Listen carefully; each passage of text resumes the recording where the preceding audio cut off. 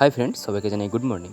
তো ঘুম থেকে উঠে আমি বাড়ি এসেছিলাম আজকে কলকাতা থেকে। তো এসে একটু কাজ ছিল এখানে, কাজবাজ করে আমার বন্ধু আমার সঙ্গে এসেছিলো। তো ও বলছে একটা মন্দিরে নিয়ে যাবো তোকে, চল। ও আমার সঙ্গে একটু তর্ক করলো যে আমি তোকে এখানে আরও অনেকবার নিয়ে এসেছি। আমি বললাম না রে, এটাই আমি প্রথমবার এখানে এলাম। তো এই হচ্ছে হরি মন্দির, আর সাইডে আছে শিব মন্দির, তারপরেই আছে কালী মন্দির। তো এরপরে একটা অনেক বড় বন আছে, বাট জানি না, অনেক বড় জঙ্গল আছে ওখানে সাইডে। তো এই জায়গাটা কোথায় তোমরা একটু প্লিজ কমেন্ট করে জানাও। আর এই হচ্ছে শিব মন্দির। আমি আর আমার বন্ধু একটু চলে এসেছিলাম শিব মন্দিরের ভেতরে ঢুকে একটু ধূপ টুপ দিয়ে প্রণাম টনাম করে এখান থেকে বেরিয়ে এলাম। তো আসার পরে এদিকে আশেপাশে এটা একটু ঘুরলাম, আর শিব মন্দিরের চার সাইডে একটু রাউন্ড কেটে ঘুরে নিলাম। আর এখানে হরি মন্দির আছে এখানে।